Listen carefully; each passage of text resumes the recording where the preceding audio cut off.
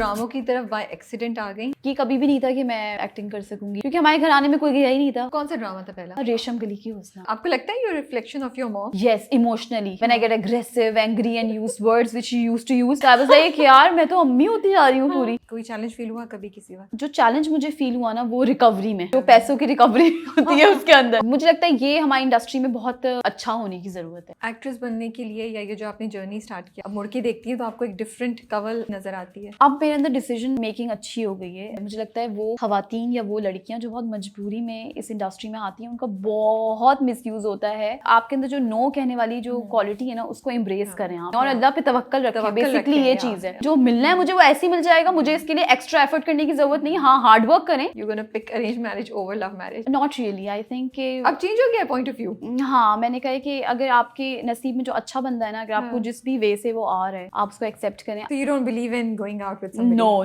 Not at all. वो आप में इंटरेस्टेड होगा ना तो वो डेफिनेटली आपको अपने हाथ से जाने नहीं देगा और वो आपसे कमिटेड हो जाएगा। लेकिन अगर वो बंदा जिसको सिर्फ चस्के लेने हैं तो वो फिर कहेगा कि यहाँ पे भी बैठते हैं, वहाँ पे भी बैठते हैं, ये भी करते हैं, वो भी करते हैं। तो मुझे आई डोंट बिलीव इन दिस। आपको हमेशा पब्लिकली अपने पार्टनर को प्रेज करना है। आप नहीं करोगे तो कौन करेगा? फिर कोई दूसरा कर लेगा तो वो पार्टनर हो जाएगा। ऐसा ही होगा। अल्लाह से क्या कॉन्वर्सेशंस करती हैं आप? मैं अल्लाह ताला से बात कर लूँ और मैं रो लूँ सल्ले पे, तब मुझे ऐसा लगता है कि यार सब चीजें ठीक हो गई। आपकी रूह को ग़िज़ा मिल जाती है and then you are satisfied. आप निकाहनामा पढ़ेंगी? खुद फिल करना चाहिए आपको आपका निकाहनामा। ईमान का कैरेक्टर बड़ा स्ट्रॉन्ग दिखाया और उसमें मुझे बहुत मजा आया उसको प्ले करने में। माफी मिल जानी चाहिए मर्द को जब वो ऐसी हरकतें भी कर ले? मुझे नहीं लगता कि मिलनी चाहिए माफी। Hey guys, अस्सलाम वालेकुम, this is Rabia and you're watching me on Kusha Magazine.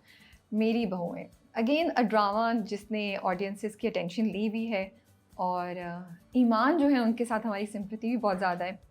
और सच्ची बात है, थोड़ा हम उनको प्रेज़ भी कर रहे हैं कि जिस बहादुरी से वो अपनी सिचुएशन को फेस कर रही हैं, बट डर भी लगा हुआ है कि कहीं वो वापस तो नहीं चली जाएगी। What will she do, you know. So lots of questions with her character. और ड्रामा वैसे भी आपको काफ़ी चीज़ें सोचने पे मजबूर कर रहा है about joint family system, brothers, business एक हो तो बाप को क्या करना चाहिए, क्या नहीं करना चाहिए, और डिफरेंट ख़वातीन जो उस घर में हैं उनके डिफरेंट कैरेक्टर्स। तो हमने सोचा कि क्यों ना हम ईमान को बुलाएं स्टूडियो में और उनसे बात करें। मेरे साथ आज कमल खान है, 4 साल से वो इस इंडस्ट्री में है। इससे पहले हमने उन्हें उम्मे आयशा में भी देखा, फिर शीरी फरहाद में उन्होंने हमें बहुत रुलाया। रिसेंटली हम उन्हें पत्थर दिल में देखने के बाद आजकल एज ईमान इन मेरी बहुएं देख रहे हैं। तो मिलते हैं और उनसे कुछ उनके बारे में जानते हैं। अस्सलाम वालेकुम। वालेकुम अस्सलाम। बहुत रुलाया आपने सीरियसली। शीरी फरहाद ने लिटरली लास्ट मिनट तक आई वाज लाइक बचत हो जाएगी किसी तरह। आई वाज लाइक यार, बिकॉज़ शादी भी हो गई थी ना, so I was feeling really sad. शादी भी हो गई थी, फिर कहीं का वीजा भी लग गया था, तो हाँ, फिर डेट्स भी नहीं थी, तो उन्होंने कहा इसको मार दो। बट वो बड़ा अच्छा होता है, मैंने देखा कुछ कैरेक्टर्स मरने के बाद फेमस हो जाते हैं। मेरा एक और ड्रामा था ARY से, वो ऑनर हुआ था, वो भी बड़ा फेमस हुआ था, अंगना के नाम से। उसमें भी आपका कैरेक्टर? उसमें मेरा कैरेक्टर एंड में, क्योंकि मुझे फिर जाना था कहीं, तो उन्होंने ना एंड में मार दिया मुझे। बट वो इतना रैप अप उन्होंने मुझे मारा था और उनको लगा था बस ये हमने बस कर दिया है और ये काम बस ये चली। लेकिन वो मरने के बाद वो कैरेक्टर इतना हिट हुआ है और उस पे लोगों ने वही बहुत रोए और उनको, because it was an unexpected death ना, वो स्क्रिप्ट में नहीं था, वो सिचुएशन के हिसाब से वो कवल की फ्लाइट वो खो गई थी, वीजा मिल गया था कहीं जाने का, कवल ने कहा I am going bye bye. इस कैरेक्टर को तो जो सीनियर एक्टर्स होते हैं ना वो बेचारे रोते रहते हैं कि हमारा हमें जो कैरेक्टर देते हैं ना उसमें हमें मार देते हैं। आप खुद ही कह रही हैं कि मेरे कैरेक्टर को मार दो। हाँ, तो वो अच्छा हो जाता है। हाँ, ताकि मैं निकल सकूं यहाँ से। लेकिन वो हिट भी हो जाता है, वो अच्छा हो जाता है, माशाल्लाह से लोग याद रखते हैं उसको। मतलब उस ड्रामे को शायद मैंने अपने इनिशियल करियर में किया था, तो ऑलमोस्ट 4 years हो गए होंगे। तो अब तक अगर मैं कहीं जाती हूँ बाहर तो people recognise me with that character. कौन सा कैरेक्टर था? उसमें अंगना में मेरा कैरेक्टर था, आई डोंट नो द नेम, शायद ईमान ही था उसमें मेरा नाम। और वो भी 4 बहनों का था। Iman is your lucky name in the drama? Probably, हाँ शायद ऐसा। अच्छा, तो आप मुझे पता है आपको घूमने का बहुत शौक है, you want to travel the world? नहीं, ये बात गलत है। और मैंने इतना ट्रैवल किया है, लेकिन मुझे घूमने बोला था अपने इंटरव्यू में। मुझे शौक था शायद, मैंने विकिपीडिया पे नहीं पढ़ा। कमल, मैंने आपकी हाँ, मुझे आपसे ये कह रही, शायद मुझे पहले कभी शौक था, बट इस इतने अरसे में, पिछले 3-4 सालों में मैंने इतना ट्रैवल किया है ना। उस इंटरव्यू से लेके इस इंटरव्यू तक आपने बहुत ट्रैवल कर लिया कि मेरा शौक खत्म हो गया है। I don't like to sit in planes anymore. हाँ, मुझे ट्रेन ट्रैवल अच्छा लगता है, कि ट्रेन के थ्रू आप जाएं। यहाँ की ट्रेन में मैं बाहर की बात करूँ कि उसमें आपको यूरो रेल की बात करिए आप, DDLJ है ना, वैसी कोई कहानी हो जाए, कोई मिल जाए, कुछ हो जाए, है ना। नहीं मिले नहीं कोई, बस वो ट्रेन मुझे मिल जाए और मैं उसमें बैठ के चली जाऊँ। अभी सच निकलवाते हैं, कोई मिले ना मिले, कोई मिल गया एंड में जाके। अभी हम और कुछ कवर कर ले। लेकिन कितनी मुझे बड़ी हैरानी की बात लग रही है, क्योंकि जिससे भी हम बात करते हैं everyone is desperate to travel। हाँ, वो पहली बंदी है जो कह रही है मैंने बहुत ट्रैवल कर लिया, अब मुझे नहीं ट्रैवल करना, यू नो। अच्छा, like, आप travel in the sense touristy travel की बात कर रही हैं, जहाँ घूमने फिरने जाते हैं, जनरली ट्रैवल की बात कर रही हैं? नहीं, ये जो प्लेन के सफर होते हैं, यू नो, हाँ, और ये टूरिस्ट वे में भी कहीं जाएं, घूमें, एक्सप्लोर करें, मुझे वो भी खत्म हो गया शौक, ठीक है। बट माशाल्लाह से you seen so much, so you lucky, अच्छी बात है। सो टॉप पे कौन सी लोकेशन है आपके where you loved? I know you wanted to go to Paris. कर लिया? I have been to Paris. I've been to Paris, Italy, everywhere. कमल की जो एक्सप्रेशन है, like, हो गया भाई, ख्वाब खत्म हो गया, कर लिया एक्सप्लोर। मुझे disappointed? हाँ, Were you disappointed by no, Paris? disappointed तो नहीं थी, क्योंकि मैंने बहुत अच्छे टाइम पे मैं गई थी जब वहाँ पे टूरिस्ट ज़्यादा नहीं थे। Okay. तो मुझे ना वो सारी जो इनका जो फेमस जगह है सारी, वो मुझे बड़े अच्छे से रश फ्री मिल गई थी। Okay. तो मुझे बड़ा मज़ा आया था उसमें। बट वो यही होता है कि आप एक बार देख ले तो वो, या मुझे अब ऐसा लगता है कि मुझे अब ये बिल्डिंग्स देखकर मैं थोड़ा सा ना हिस्टोरिकल हो या किसी तरह की भी हो, एडवांस्ड हो, मुझे बड़ा दिल मेरा भर गया। I want to be there जहाँ पे पीसफुली ग्रीनरी हो और एक सुकून हो, शोर ना हो, ट्रैफिक का पोल्यूशन ना हो। आई थिंक वो जगह अब मेरी लिस्ट में शामिल हैं। और आप देखें, मुझे ट्रैवलिंग का शौक नहीं, but still I have a wish list कि मैं यहाँ ज़रूर जाऊँ अपनी लाइफ में, बिकॉज मुझे वो चीज़ें एक्सप्लोर करनी है। बिकॉज मैं उन जगह पे गई नहीं हूँ, बट काम के सिलसिले में गई हूँ, तो मैं वो जगह सही से एक्सप्लोर नहीं कर पाई हूँ। तो आईफिल टावर के टॉप पे गई थी? नहीं, मैं नहीं गई, वो मुझे शौक हो गया था, बस मैंने पिक्चर्स खिंचवाई थी। हम वहाँ बैठे थे और वहाँ पे एक बहुत फेमस फिश एंड चिप्स की जगह है, वो मैंने खाई थी, क्योंकि ठंड थी जब मैं गई थी वहाँ पे। और बस फिर हम वो एंजॉय करके वापस आ गए थे। असल में ये होता है कि जहाँ मैं रहती हूँ ना, वहाँ से ये सब जगहें दो घंटे के फासले पे हैं बाय प्लेन। तो हमारा ये होता था कि जब बाबा की छुट्टी मिलती थी, या बाबा की छुट्टी से मैच हो रही है बाकी सब सिबलिंग्स की ऑफिस की छुट्टियां भी, तो बहुत रेयर छुट्टियां मिलती हैं वहाँ पे। ऐसे मिलती है कि 6 दिन के अंदर आप जाके वापस भी आ जाएं।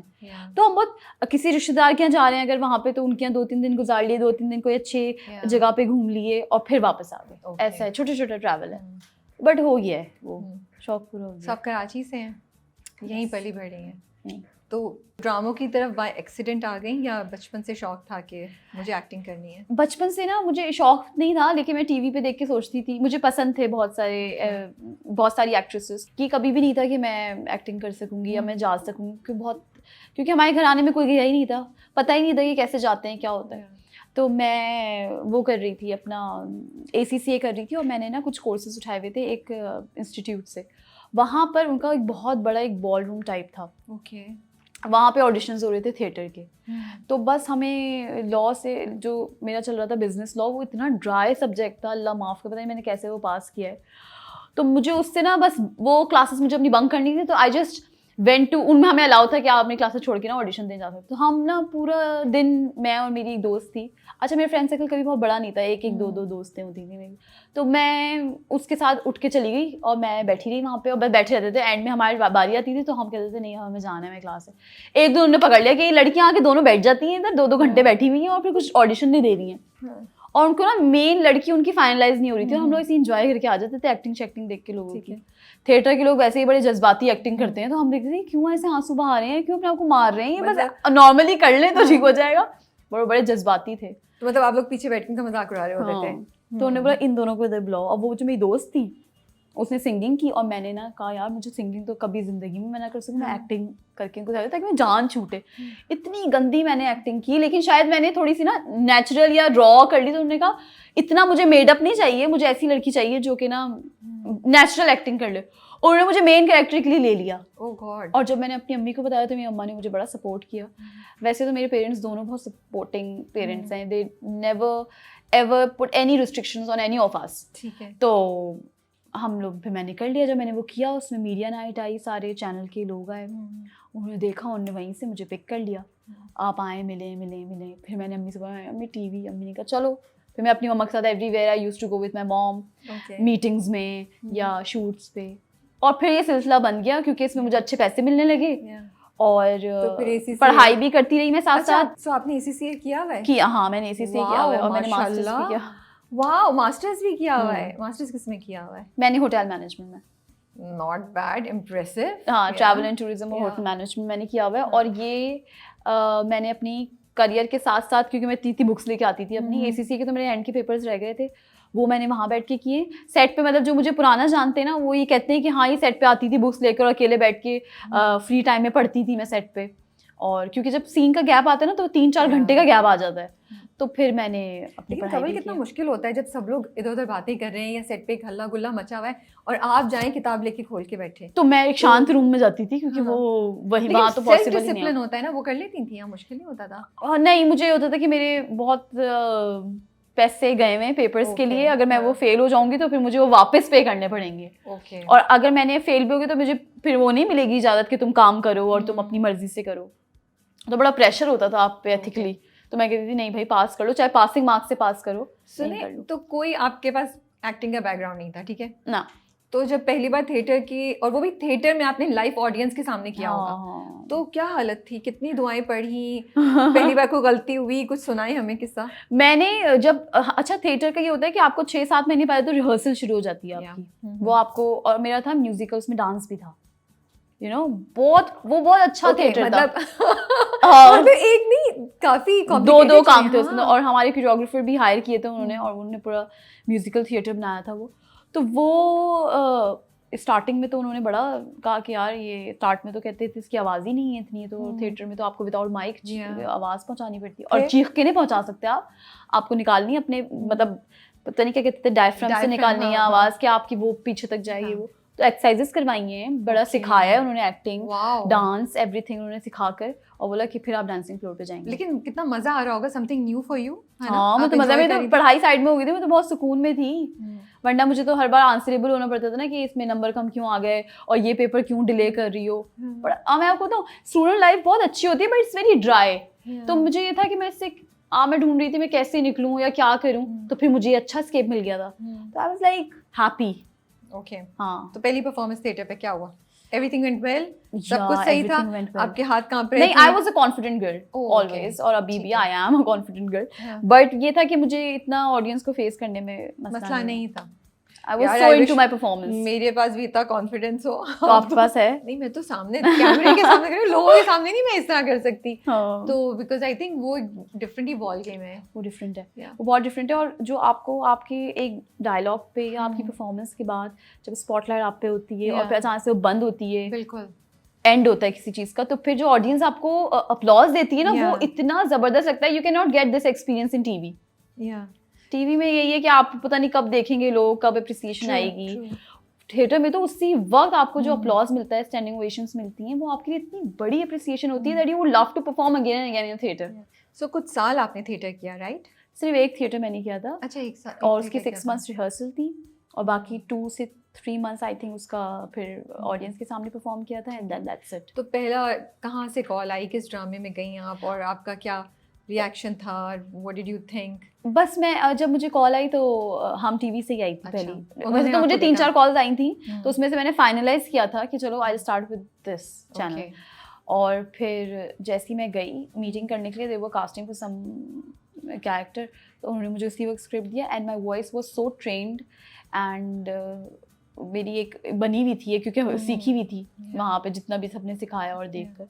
तो they were so amazed with my vocal notes जो नहीं होते आपके, एंड दे वर लाइक यार ये तो ले लो उसको, ये छोटी सी लड़की आई है किसको। और फिर जब मैंने एक्टिंग की तो फिर सब मशहूर हो गई मैं वहाँ पे कि एक लड़की है और उसको एक्टिंग बहुत अच्छी आती है। तो इस तरीके से वर्ड ऑफ माउथ के थ्रू ना मुझे बड़ा काम मिल गया। तो कौन सा ड्रामा था पहला? मेरा पहला ड्रामा था रेशम गली की हुस्ना। ओह अच्छा, अब मुझे आप याद आ रही हैं। मैंने पूरा नहीं देखा, मैंने ना उसके कुछ एपिसोड्स देखी हैं, एंड मुझे लगता है उस ड्रामे ने बहुत से लोगों को लॉन्च किया है ना? उस ड्रामे ने किया है। और उसमें एक्चुअली बड़ी वैरायटी थी कैरेक्टर्स की, और हर कैरेक्टर परफॉर्म कर रहा था, तो आपको परफॉर्म करने का चांस मिला। तो ये था। फिर सेकंड, उसके बाद क्या हुआ? उसके बाद उन्हीं का ड्रामा था, एक सोप था वो, सोया मेरा नसीब करके था, तो Okay. उन्होंने एक साथ मुझे 2 ड्रामास दे दिए थे। Okay. और फिर आप एक साथ सिर्फ 2 ही ड्रामे कर सकते हैं, उसके बाद नहीं कर नहीं, वो तो सकते। सोप था तो वो तो बहुत hectic लंबा होगा। चला था, वो हेक्टिक था, हाँ। But it was also a very good character. ACCA आपका कंप्लीट हो गया था? नहीं, मैं इसी से साथ साथ करी ये थी। अभी भी ये चल वो रहा है? सेट्स हैं शुरू के, हाँ। जो जहाँ पे मैं इनिशियल मैं तो कर चुकी थी काफी हद तक, बस लास्ट के मेरे 6-7 पेपर्स रह गए थे। वो मैंने फिर इन सेट्स पे ना अपना मी टाइम लेकर और अपना पढ़ाई करके कंप्लीट किया। तो अपने आप को जब आपने स्क्रीन पे देखा पहली बार तो आपका क्या रिएक्शन था? What did you think? सारी फैमिली को बिठाया हुआ था साथ में, अकेले देखा? और मेरी क्या? फैमिली तो इतनी बड़ी, एक तो मैं कहती हूँ इन लोग को बिठाना चाहिए क्रिटिक्स के लिए, क्योंकि ये लोग तो हर चीज पे दुनिया में तारीफ। मेरी मम्मा कहती है हटा दो, तुम्हें पसंद ही नहीं आ रही है, ऐसे मुंह पे बोल देती हैं। हाँ। उम्मे आयशा में जब मैं थी तो ये लोग वहीं थे। हाँ। तो मैं करके ना अपना उम्मे आयशा कंप्लीट करके मैं चली गई थी अपनी मम्मा के पास। एंड मैंने फर्स्ट एपिसोड लगाया बड़े शौक से कि मम्मा देखिए मैं इसमें नाते पढ़ रही हूँ और इसमें मैं और मेरा गेटअप डिफरेंट है। इतना अच्छा कह रहा है। मेरी मम्मा ने देखा, मम्मा ने कहा हाँ बहुत अच्छा है, लेकिन तुम्हारा ये से तुम यहाँ सही बैठी भी नहीं हो, तुम ऐसे नहीं खड़ी हुई हो, ये वो ये हटा दो, ये हमने देखेंगे। और मैंने कहा यार शायद मैंने वाकई बहुत बुरा काम किया, लेकिन उसके बाद फिर जो ग्रुप बनता है ना उसमें मुझे इतनी अप्रिसिएशन आ रही है। सारी जो मेरी मम्मा बनी थी लुबना असलम, वो जो मेरी दादी बनी थी, जो मेरे साथ फरहान मली जो मेरे साथ एक्टर, सब इतनी अप्रिसिएशन भेजे। मैंने कहा मम्मा आपने क्या देखा? उन लोगों ने वही ड्रामा देखा है ना। मम्मा ने कहा तुम्हारा दिल रखने के लिए। मैंने कहा जी नहीं ऐसा नहीं है। तो अपनी अम्मी के बहुत क्लोज है। हाँ मैं अपनी मम्मा की but you are middle child also right? तो यूजुअली मिडिल चिल्ड्रन जो होते हैं वो थोड़े से उनको लगता है कि हम इग्नोर हो रहे हैं और सब कुछ, और लाडला या तो सबसे बड़ी वाली होती है या सबसे छोटे वाले बहन। ऐसा ही है कि लाडले वो ही हैं। फिर but I am very close to my mom. Okay. हाँ मतलब like I literally I don't know, but मुझे लगता है कि मैं शायद उनकी प्रेजेंस मेरे लिए बहुत ज़रूरी होती है। और वो जहाँ होती है मुझे वहीं लगता है कि चलो ये मेरी खुशी यही है। जो भी मतलब जो अम्मी कह देती हूँ वो मैं कर लेती हूँ, जो नहीं कहती हूँ उसमें मैं सोचती रहती हूँ कि यार मैं कैसे इनको मनाऊँ या ये करूँ। तो मेरी अम्मी इट्स लाइक मेरे लिए ना क्या कहते हैं वो सेंटर ऑफ योर यूनिवर्स। हाँ। अब्बू से ज़्यादा करीब है उनके? अब्बू? मम्मा के अब्बू? नहीं आपके अब्बू। मतलब you are more close to your mother than your father. ये पूछ रही हूँ। हाँ। मेरे बाबा से मेरा भाई ज़्यादा क्लोज है और मैं अपनी मम्मा से ज़्यादा क्लोज हूँ, लेकिन मेरी लाडला जो है कहना चाहिए वो मम्मा की मेरी बड़ी सिस्टर और सबसे छोटा भाई। तो आप शिकवा नहीं करती? नहीं मैंने बहुत कर ली, मैंने कोई फायदा है नहीं, फिर मैंने कहा चलो let's adjust with this situation. मैं टेंशन इनसे खुद खींच लूंगी यू नो। बट वो भी मुझसे करती हैं, मतलब अब बहुत ज़्यादा करने लगी हैं।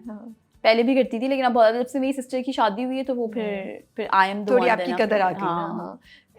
वैसे तो बच्चे थोड़ा सा घबराते हैं आजकल के जो होते हैं ना, कि वो यंग लड़के लड़कियां जो है कि अम्मा अब्बा को इतनी हग्स करें वो करें। आप तो बहुत मैंने सुना है कि अम्मा को हग भी करती हैं, उनसे लिपट के सो भी जाती हैं। मुझे लगता है कि उनकी जो जब कभी मैं शूट करने के लिए यहाँ पे होती हूँ ना तो मेरी सारी बस ऐसी रातें गुजरी होती हैं बेचैन बेचैन। जब मैं उनके पास जाती हूँ ना एंड उनकी जो एक खुशबू है मेरी अम्मी की ना, जब मैं वो क्योंकि वो ऐसे करवट लेके सोती है तो मैं उनके पीठ में चिपक के नहीं सोते, ऐसे बंदर के बच्चे नहीं सोते उससे, वैसे मैं वो कहती तुम हटो पीछे, मैं करवट नहीं, लेकिन मैं उससे पूरा घुस के अभी भी यही हाल है सोती हूँ। क्योंकि वो जो उनकी एक महक है ना, जो उनकी पसीने की खुशबू है वो मुझे बहुत पसंद है। So nice. और वो मैं सूंघती हूँ तो इट्स लाइक जब मैं उनके अंदर घुसती हूँ तो मुझे वो खुशबू आती, तो मुझे ना किसी नींद की गोली की या किसी स्ट्रेस की गोली की या किसी भी चीज की जरूरत नहीं पड़ती, मैं सो जाती हूँ। I have a very good अच्छा nap with my mom. But you are so right now. I'm thinking. I think moms have a special smell. हाँ. You know, which is just like true. So हर किसी की अपनी अम्मी का जो उनके कपड़ों में से भी आती है। वो like you define it as your moms. हर किसी की अम्मी की different है वो, और वो आपको एक आप बोल रही हैं I am imagining my mom and you know her you know how she smells when I am close to her and you know आप सही कह रही हैं ये बड़ा। और वो ये होता है कि आप ना बड़े खुशनसीब हैं वो लोग जिनको ये नसीब है। सही बात तो अल्लाह ताला की कहते हैं ना जितनी ब्लेसिंग्स का आप शुक्र अदा करें उतनी कम है। तो it's one of the biggest blessing of Allah Taala that you are close to your mom. सही बात, इन एनी विच वे आप बस अपनी मॉम से क्लोज हैं। मुझे ऐसा लगता है और आपके सर पे वो सलामत है तो आप बहुत ही लकी हैं माशाल्लाह से। तो आपको लगता है you reflection of your mom? Yes, emotionally. When I get aggressive, angry and use words which she used to use. So I was like, यार मैं तो अम्मी होती जा रही हूँ पूरी।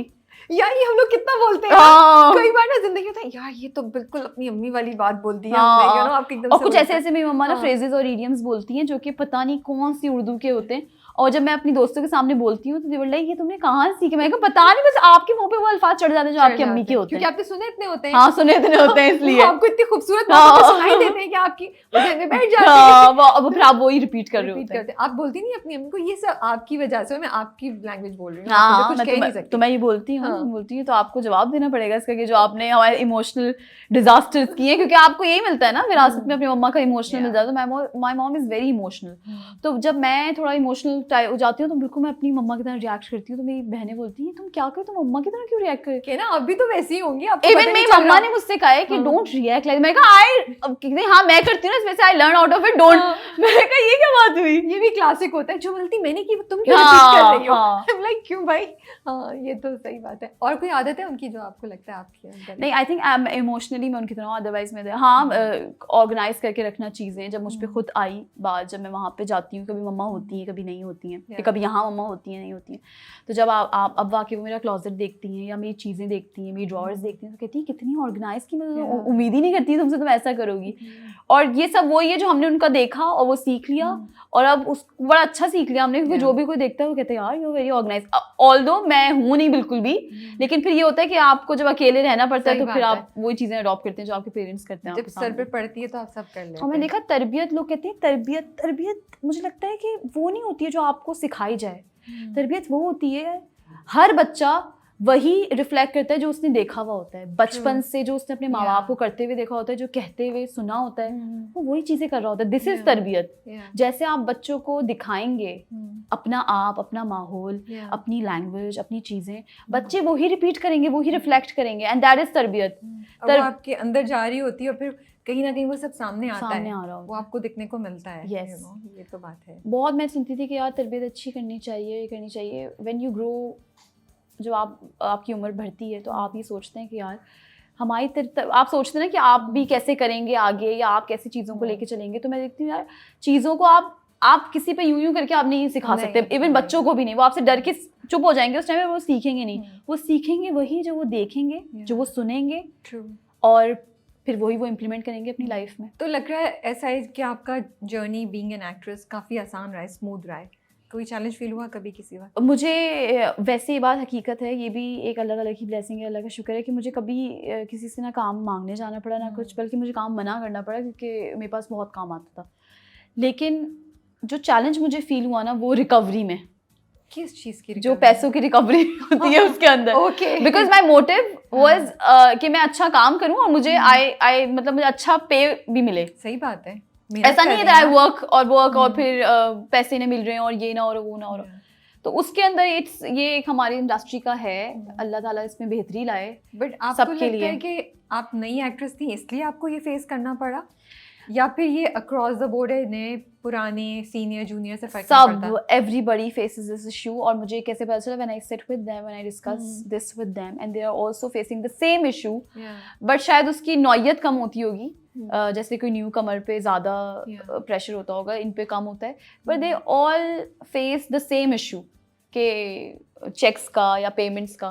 मुझे लगता है ये हमारी इंडस्ट्री में बहुत अच्छा होने की ज़रूरत है, बेहतर होने की ज़रूरत है। हाँ, मुझे लगता है कि ये एक बहुत बड़ा ड्रॉबैक है जो कि मैंने कहीं और नहीं देखा, क्योंकि जब मैं बाहर जाती हूँ तो मैं देखती हूँ वहाँ की चीज़ें भी, तो मैं देखती हूँ वहाँ पे ये चीज़ बहुत अच्छी है और वो बड़ा ख्याल रखते हैं और वो बड़े ख्याल से इन चीज़ों को लेके चलते हैं और आपको उनसे मांगना नहीं पड़ता है, बिकॉज आपने तो वो काम कर दिया है ना। अब you are waiting very wisely और gently for the payments, and when you waited a long time और फिर आपको आपका पेशेंस लेवल भी खत्म हो जाता है ना, तो फिर आप कहते हैं यार आप हमें उस नहज पे लेके जाए क्यों रहे हैं, just do your thing the way we did our thing without bothering you.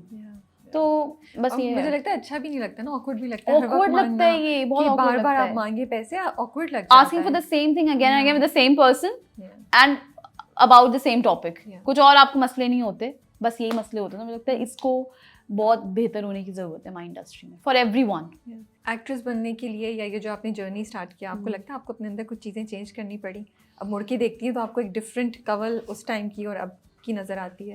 अब मेरे अंदर डिसीजन मेकिंग अच्छी हो गई है। अब वैसे उस टाइम पे भी I am not that much scare of the higher authorities, because मेरे जहन में हमेशा से ये था कि I always have a backup plan of the backup plan. ऐसा नहीं था कि इंडस्ट्री मेरा ब्रेड एंड बटर है, industry is my source of income या मुझे इसकी बहुत ज़रूरत है। मुझे लगता है वो ख़वातीन या वो लड़कियाँ जो बहुत मजबूरी में इस इंडस्ट्री में आती हैं उनका बहुत मिसयूज़ होता है। और मुझे लगता है मैं काफ़ी लड़कियों से मिलती हूँ जब, और वो जब मुझे बताती हैं तो मैं बोलती हूँ तुम ये सबको नहीं बताया करो, बिकॉज ये तुम्हें इज्जत नहीं देगा या ये तुम्हें काम नहीं देगा, बल्कि तुम्हारा मिसयूज करवाएगा। Never ever tell your weaknesses in front of any authority, because they misuse you and they use it against you. तो जब वो कहते हैं ना कि आप बहुत प्योरली हो गए, किसी को बात कर रहे हैं that you are going there and asking for work by saying this I need it, you will never get it. और ये मैं उनको समझाती हूँ बिकॉज वो कहीं ना कहीं मिसयूज हो ही रहा होता है और वो बड़ी परेशान होती हैं इस सिलसिले में। मैं कहती हूँ कि यार आप अपने आप को इस सिचुएशन में खुद ही लेके आए by giving your weaknesses to the others and now they are playing with it. जब आई थी यहाँ पे तो मेरे एग्ज़ाम्स के लिए मुझे टाइम चाहिए होता था, डेट चाहिए होती थी, या कुछ प्रोजेक्ट ऐसे होते थे जिसके लिए मुझे मना करना होता था। तो I always have that power to say no and I always have that decision which enhances with the day of time कि आपकी ना वो बढ़ती चली जाती है। तो मुझे लगता है कि वो चीज़, otherwise I have always been a very strong head, और वो कहते हैं ना decision making मेरी बड़ी strong थी in every circumstances। वो तो मुझे लग रहा है, तो मैं बातें सुन रही हूँ and I'm feeling very happy कि you're not lost, you're clear and आपको एक confidence अपनी ज़िंदगी में आगे जा रही है, अपने decisions को own कर रही है, जो लड़कियों में कम नजर आता है हमें। थोड़ा कुछ शक रहता है, मैं सही कर रही हूँ नहीं कर रही हूँ, कंफ्यूज है, खौफ रहता है। वैसे मैं एक बात बताऊँ, कंफ्यूजन तो एक फेमिनिन चीज है, मुझे ऐसा लगता है। वो हर तो मुझे नजर नहीं हर उसमें होती, but I am very like मैं कभी कभी किसी मामलात में कंफ्यूज हो जाती हूँ, बट मैं जल्दी से उसके हल पे आ जाती हूँ। और मुझे लगता है आजकल जो हमारी यूथ है, जो हम जनरेशन है, उनमें सबसे बड़ा मसला ये आ जाता है कि वो एक चीज़ के पीछे ना बहुत जिद्दी हो जाते हैं। Sometimes it is not written for you, sometimes it is not written in your luck. Just trust it. आप मेहनत करें, but don't waste your मेहनत and your time for the thing which is not coming in your favor in any circumstances. तो आप उसको क्या करें कि आप उसको try करें and then switch. Before acting, I was doing some jobs ताकि मैं घर के काम ना करूँ, मुझे घर से घर के काम नहीं होते, तो मम्मी घर में रहो तो ये कर दो। फिर मैं तंग आके मैंने कहा चलो कोई बात नहीं, मैं बाहर निकलती हूँ। तो I have taken this initiative कि मैं अपने एक्सपेंसेस जो एजुकेशन के I bear my own expenses. तो मैं ना कमाती हूँ बाहर जाके। उसके पीछे रीज़न ये था कि मुझे घर के काम नहीं करने थे, ये बर्तन ये सब मुझसे नहीं होता। तो जब मैं गई तो मैंने काफ़ी जगह मैं सक्सेसफुली मेरा जॉब चलती रही, काफ़ी जगह बड़ा मुझे मसला हुआ, जबकि वहाँ की सैलरी भी अच्छी थी, वहाँ की चीज़ें भी अच्छी थी, बट मैंने कहा नहीं, यहाँ पे मेरा पीस नहीं है यहाँ का, और मैं जितना भी ट्राई हार्ड कर रही हूँ वो मुझसे सेटिस्फाई नहीं हो रहे हैं। और जब उस जॉब को छोड़ के मैं दूसरी जगह स्विच की हूँ तो वहाँ पे लोग मुझसे सेटिस्फाई भी हो रहे हैं, वहाँ पे मेरा काम भी पसंद किया जा रहा है। तो it means that was not for me. तो आपको ना कभी भी लाइफ में अपना इतना ज़्यादा नहीं इन्वेस्ट कर देना चाहिए किसी चीज़ में जहाँ से आपको रिजल्ट नहीं मिल रहा हो। 6 years 7 years is a time. आपका यंग 6-7 साल आपने एक चीज़ में वेस्ट कर दिया, उससे आपको कुछ हासिल नहीं हुआ, इन दी एंड आपको कुछ हासिल होना ही नहीं था, because that was not meant for you. तो मुझे लगता है कि मेरे अंदर हमेशा से ये चीज़ थी कि if I am not working here, मेरा नहीं चल पा रहा है इधर काम, मैं दूंगी अपना हार्ड वर्क, अपनी कमिटमेंट पूरी, साल 2 साल नहीं किया, ओके आई विल स्विच। तो मेरा हमेशा से कवल, इतनी क्लैरिटी ऑफ थॉट, इतना कॉन्फिडेंस, इतना फोकस कहाँ से आ रहा है? Who is responsible for this? ये जो एम्पावरमेंट मैं आपके अंदर देख रही हूँ, ये आपकी आई थिंक मेरे पेरेंट्स बोथ, बिकॉज मेरे फादर ने कभी भी हम लोग को रिस्ट्रिक्ट नहीं किया, and my mother always support our plans and our ambitious nature. उन्होंने कभी भी नहीं कहा कि तुम जिद कर रहे हो या तुम कर रहे हो, you don't do this and all. उन्होंने कहा कि हमेशा जो भी करना है, if you are so ambitious then go for it, try it, see if it works for you. और उन्होंने पूरा हमें फ्री हैंड दिया है, and they support us. और हमने in return ये किया है कि we never ever कभी भी हमने उन्हें ना let down नहीं किया. We never ever let down our parents. और हमेशा एक डिग्निटी से हमने काम किया है, हम सारी बहनों ने, भाई ने। तो आई थिंक ये अम्मी की तरफ से आई है, हमारी अम्मी इसी तरह की है, स्ट्रॉन्ग वुमन है, तो हमने उनको हमेशा से देखा है। तो और हमारे फादर जो है वो एक अच्छे हस्बैंड थे, एक अच्छे फादर थे, दैट दे बिलीव इन औरतों की एम्पावरमेंट में, और they believe in his daughters, and जो इनकी वाइफ थी, जो बच्चे अपने बेटे पे भी वो उतना बिलीव करते हैं। तो I think it comes from, तो आपने अच्छी पॉजिटिविटी देखी और वो देखा है जिससे आपको इतना कॉन्फिडेंस आया है। हाँ, बिकॉज कभी किसी ने ये खींचा नहीं ना, खुद ही खिंचे किसी चीज से कि नहीं समझ आई तो छोड़ दो क्योंकि आंसरेबल हैं आगे। ऐसा भी नहीं है कि बिल्कुल ही छोड़ दिया ना हम लोगों को। मेरी मम्मा का एक कहना है कि हम खिलाते शेर करने वाले हैं और रखते चील की नजर है अपने बच्चों पे। मेरी मम्मा यूज टू से दिस कि हम पूरी फैमिली के जो बच्चे ना हमारे खानदान में बड़े मशहूर हैं, क्या ये इन्होंने अपनी बेटियों को इतने अच्छे से रखा है और इतने अच्छे से पाला है और एजुकेट किया है और ये क्या है वो क्या है। तो मेरी मम्मा का हमेशा से ये था।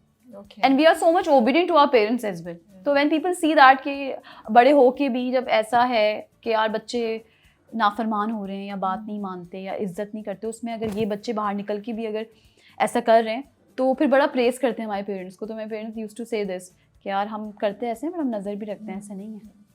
अभी आप मिसयूज़ होने की बात करी थी लड़कियों की इंडस्ट्री में, जब वो अपनी वीकनेसेस या अपना बैकग्राउंड अगर इतना स्ट्रॉन्ग नहीं है, ये बातें शेयर कर लेती हैं, किस तरह का मिसयूज़ होता है लड़कियों का? मैं तो कहती हूँ not even in this industry is just a part of, इतना सा वो टुकड़ा है लोगों लड़कियों की इंडिपेंडेंस का। बाकी तो आप किसी कॉर्पोरेट वर्ल्ड में चले जाएं, बाहर चले जाएं, पाकिस्तान के अंदर हूँ, घरेलू लाइफ में भी हूँ, एक तो उनको पैसे नहीं मिलते, फिर उनको डबल मीनिंग मैसेजेस, कॉल्स और फिर रिक्वायरमेंट्स से क्योंकि जितना मैंने सुना है मैंने यही सुना है कि यार we are not working, why, because they were asking us to come, you know, to come over, to stay over and all। तो मैंने ये बोलती थी कि क्यों वो तुमसे ऐसी बात करते क्यों है, क्योंकि मैंने कभी भी ऐसी बात सुनी नहीं है, तो ऐसी करते क्यों है। तो जब उनकी कॉन्वर्जेशन, उन्हें डायरेक्ट तो नहीं बताया क्योंकि उनको खुद नहीं पता था क्यों करते हैं, लेकिन जब मैंने कंप्लीट स्टोरी सुनी तो मुझे अंदाजा हुआ कि oh that's why they are asking unnecessary demands in things from you, because you have given them permission to ask you for that, you have given them access to access your privacy. Actually I think वो ये होता है, वो लोग भी देखते हैं कि अच्छा इस यहाँ पे हम इसको काम चल सकता है हमारा, हाँ हम इसको स्क्वीज कर सकते हैं, इस लड़की को या इस एक्ट्रेस को, हम इसको थोड़ा सा, इसका ये वीक पॉइंट है जो आप कह रही हैं, लेकिन जैसे आप कह रही हैं अगर स्ट्रॉन्ग आओ तो वो फिर दे विल नॉट डेयर कि वो आपसे इस तरह की बात करें। तो एक इट ऑल कम्स टू, उनको भी पता है जो इस तरह की चीजें कर रहे होते हैं, उन्हें पता है किसको किसके। और मैं आपको बताऊँ ना, ये people don't talk about it much, but ये बहुत ज्यादा फैला हुआ है, even with the big names, जो बिग नेम्स हों या नहीं भी हों, लेकिन मैंने जितना सुना है, मैंने सबके बारे में सुना, मैं हैरान रहती थी कि यार ऐसे कैसे, बट फिर विद द टाइम आपको समझ में आ जाता है कि ऐसा कैसे। या बट एज यू सेड ये सिर्फ इसमें नहीं, सब हर जगह, एवरीवेयर जब आप काम करने जा रही हैं ख़वातीन या यंग लड़के भी, मुझे तो लगता है, तो सो इसीलिए हम ये कॉन्वर्सेशन कर रहे हैं कि जैसे कवल ने शेयर किया तो उनकी टिप्स मुझे लगता है बड़े काम किए हैं। Be confident, don't let anybody know about your weakness, कि उन्हें लगे कि वो आपको पुश कर सकते हैं किसी भी चीज़ की तरह। तो इसीलिए हम इस चीज़ पे बात भी कर रहे हैं। एंड ऑलवेज हैव आपके अंदर जो नो कहने वाली जो क्वालिटी है ना, उसको एम्ब्रेस करें आप, और अल्लाह पे प्रैक्टिस लाएं कि नो, कि जो आपको चीज़ माने आप उस पे नो कहें और अल्लाह पे तवक्कल रखें। बेसिकली ये चीज़ है, क्योंकि देखिए जब भी आप परेशान होते हैं, कुछ होता है, तो आप जब नमाज से बैठते हैं, कुछ होता है, तो आपको एक सुकून के साथ आप उठते हैं, जबकि आपको कुछ मिल नहीं जाता है उसी वक्त देर एंड देर।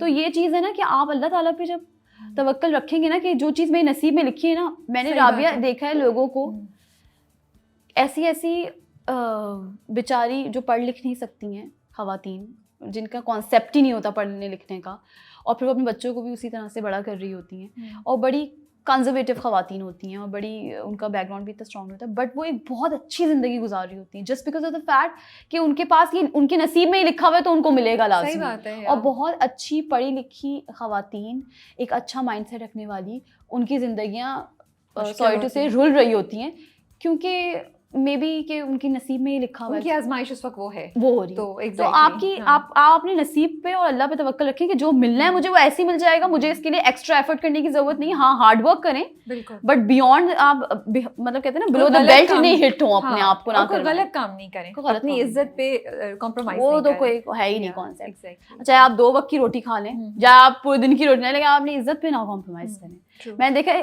कर रही होती हैं लड़कियां, बहुत लड़कियां जो कि आई थिंक कि उनको बड़ी बेचारी अंडर प्रिविलेज्ड माहौल से आती है, तो वो शायद कभी भी ना आ सकें इस तरह के प्लेटफॉर्म्स पे या कोई और प्लेटफॉर्म पे जाके इस तरह की बात ना बता सकें।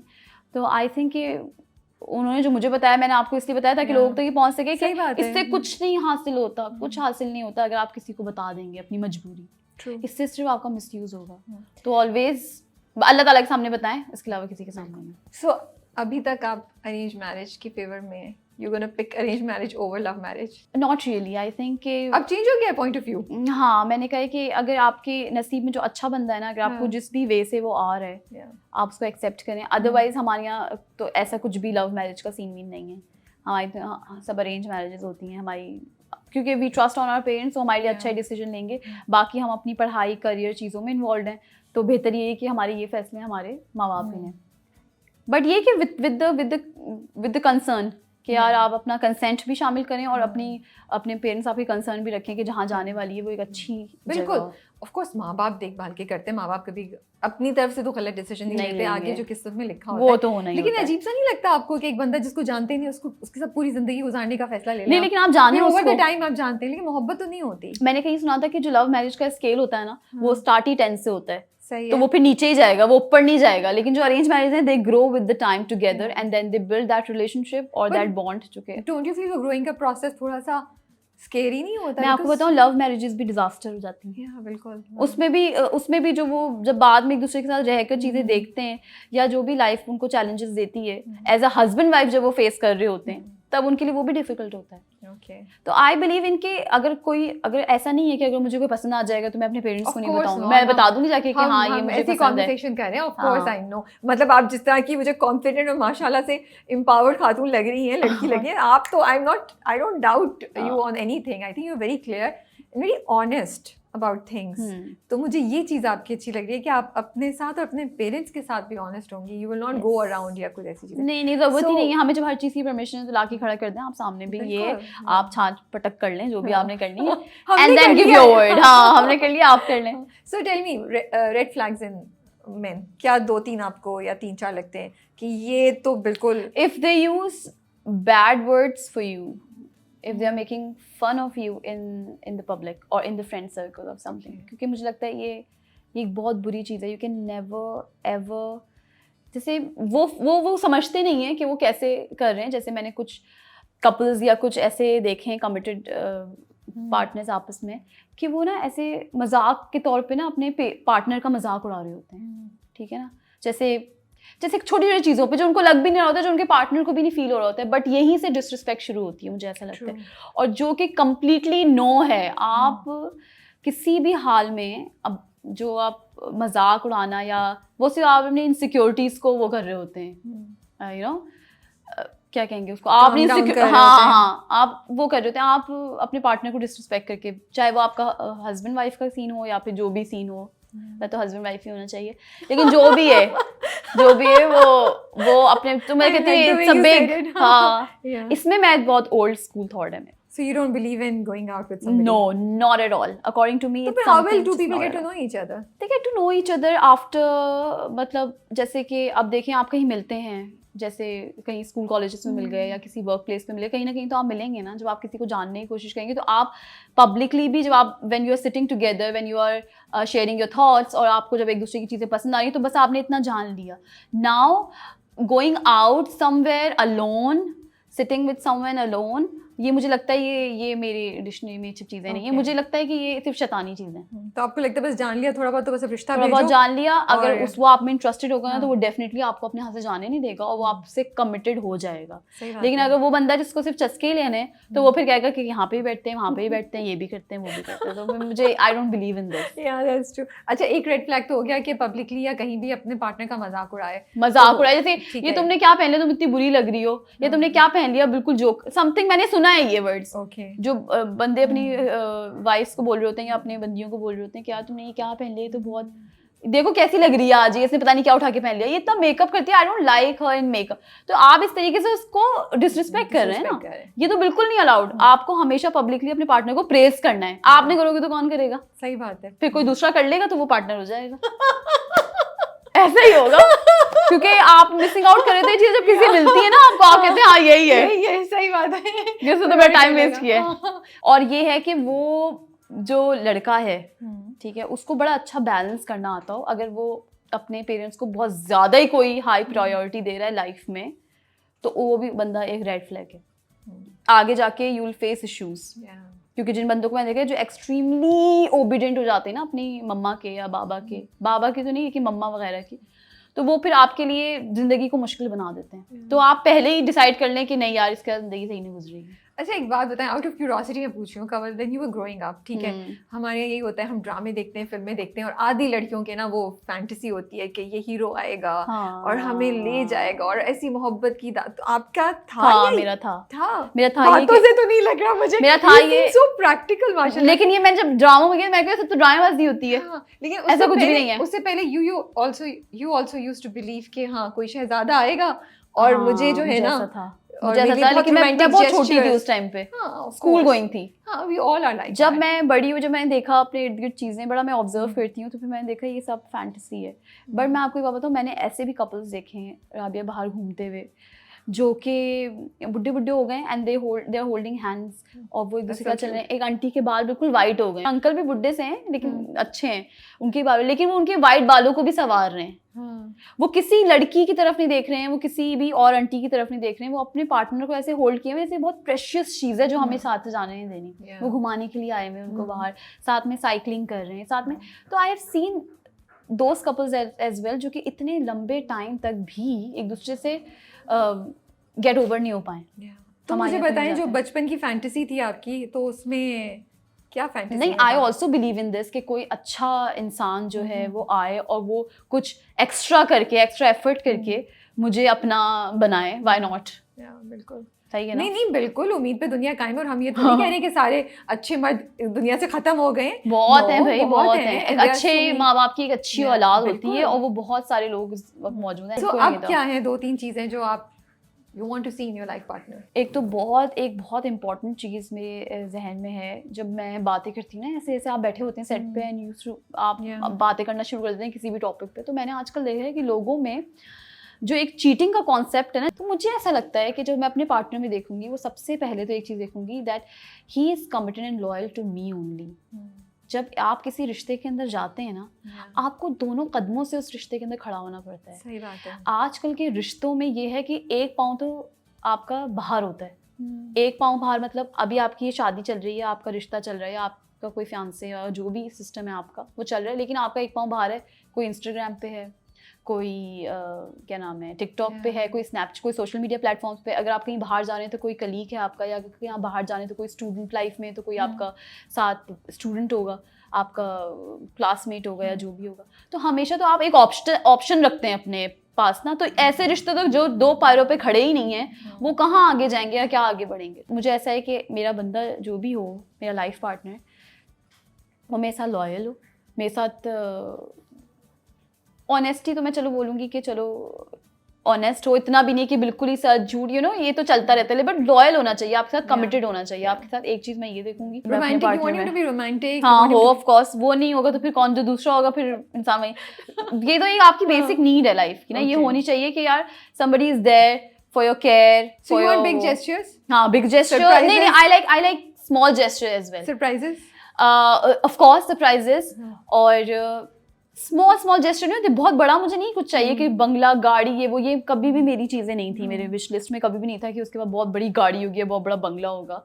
हो तो चलो अच्छी बात है, नहीं हो तो एटलीस्ट उसकी छोटी छोटी चीज़ें, जैसे कि अगर मैं शॉपिंग के लिए निकली हूँ या हम किसी जगह पे हैं, तो मेरे कहे बगैर या किसी के देखे बगैर वो खुद वो चीज़ें, वो सामान उठा ले, मेरे हाथ से ले ले, यू नो, मुझे लेने ना दे। ये केयर है। अगर मुझसे एक बॉटल नहीं खुल रही है या कुछ हो रहा है, तो वो मेरी जरूरत मेरे बोलने से पहले समझ के वो खोल दे। This is care. इसमें कुछ भी नहीं होगा कि तुम्हें ना आईफिल टावर पे चढ़ के छलांग मारनी है, ऐसा कुछ नहीं है। But you are so right, I am thinking about it कि आप बोतल खोलने की कोशिश कर रहे हैं या बॉटल खोलने की कोशिश कर रहे हैं, नहीं हो रही, और कोई जो आपके साथ बैठा है वो खोल ले, तो यू फील रियली, आपके दिल को अटैच होता है कि यार हम किसी यार कुछ होता है। हाँ, ये आपको पता है बिग जेस्चर से कुछ नहीं होता कि कोई बंगला खड़ा, ये स्मॉल जेस्चर से ना आपके अंदर एक you have butterflies in your stomach. I hope all the guys are listening, because ये हम बहुत काम की बातें बता रहे हैं आपको। आप ना ऐसे लड़की पटा लेंगे। मैं ये वर्ड यूज करना चाह रही थी, बट यस, ऐसे लड़की पटा लेंगे भाई, केस आपका कंफर्म होगा। सही कह रही हूँ ना मैं? हाँ सही बात है। आपको पता है लड़कों को चाहिए, लड़कों को वाकई पता ही नहीं है। वो कहते हैं यार इतने पैसे नहीं है हमारे पास कि लड़की हमसे वो हो जाए इम्प्रेस। वो जबरदस्ती कॉफी पिला रहे हैं। हाँ नहीं, ये नहीं और बोल रहे हैं कि मैं चेंज नहीं भाई, कुछ नहीं करो, छोटे छोटे एक्शंस करो। छोटे छोटे जेस्चर्स हैं। फाइनेंशियल इंडिपेंडेंस ने आपको कैसे चेंज किया? When you started earning, what's the change जो आपको लगा अपने अंदर, और उसी लिए आप समझती हैं कि हर लड़की को एक एज तक फाइनेंशियली इंडिपेंडेंट हो जाना चाहिए? हाँ, नहीं, फाइनेंशियल इंडिपेंडेंस तो बहुत ज़रूरी है। हालांकि हम बहुत अच्छी फैमिली से थे, हमें कोई ज़रूरत नहीं थी कि हम बाहर निकल के कुछ करें, बट इसीलिए मैं पूछ रही हूँ because a lot of time people think यार जब मेरे पेरेंट्स प्रोवाइड कर रहे हैं, मेरे फादर मुझे इतनी कंफर्टेबल लाइफ दे रहे हैं, तो why is it important for me to be financially independent? For my own self I think कि आपको अपने खुद के लिए फाइनेंशियली इंडिपेंडेंट होना बहुत ज़रूरी है, बिकॉज हर एक रिश्ते की एक मुद्दत है, आपको प्रोवाइड करने की भी एक मुद्दत है। आप खुद इस चीज़ को अंडरस्टैंड कर लें। कभी भी मैंने हमेशा से मेरा ये पॉइंट था अपने माइंड में कि यार I would not never ever be burden to any of my रिश्ते, चाहे वो मेरा हस्बैंड हो। चलो उसको तो करनी चाहिए, चलो वो तो करेगा फर्स्ट, लेकिन आपको ना फाइनेंशियली इंडिपेंडेंट होना चाहिए ताकि आप वो चीज़ों पे अपना दिल ना मारें या किसी की परमिशन आपको ना लेने की ज़रूरत पड़े।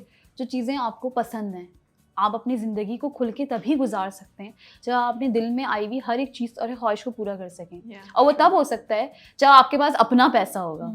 ठीक है, अगर मुझे कहीं जाना है घूमने के लिए या कुछ, तो आई would not ask my Baba for money अब, क्योंकि उन्होंने मुझे बहुत अच्छा पढ़ाया, ठीक है, उन्होंने मुझे इस काबिल बनाया। अब वक्त आ गया कि मैं उस पढ़ाई को, उस अपनी मेहनत को जो मैंने की है 2-2.5 साल से, उस सुबह उठ के स्कूल जाने से लेकर अब तक जो मैंने मेहनत की है, अब मैं उसको अवेल करूं।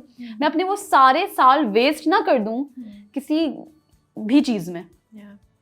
मैं ये नहीं कहती कि आप अब जो औरतों की एक नर्चरिंग की एक उनके अंदर एक रिस्पॉन्सिबिलिटी भी है, उनका नेचर भी है, तो वो चीज़ को ख़त्म कर दें, वो भी होनी चाहिए। बट आपको छोटा छोटा साइड में आपका एक फाइनेंशियल इंडिपेंडेंस चलनी चाहिए जो आपके ड्रीम्स को सपोर्ट कर सके, जो आपको सपोर्ट कर सके। आपके पेरेंट्स को आपकी ज़रूरत नहीं है, आपके सिबलिंग्स को भी आपकी ज़रूरत नहीं है, आपके हस्बैंड को भी आपके पैसे, आपको अपने पैसे की खुद ज़रूरत है ताकि आप ज़िंदगी खूबसूरती से गुजार सकें।